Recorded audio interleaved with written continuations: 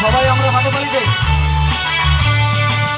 গাজনের বাজনা বাজা কে মালিক এসে রাজা, গাজনের বাজনা বাজা কে মালিক এসে রাজা, এরাই সাজা মুক্ত স্বাধীন সত্য পেরে হাওয়া পাইবে হাসি, ভগবান করবে ফাঁসি সর্বনাশী শিখায় ঋণ তত্ত্ব পেরে।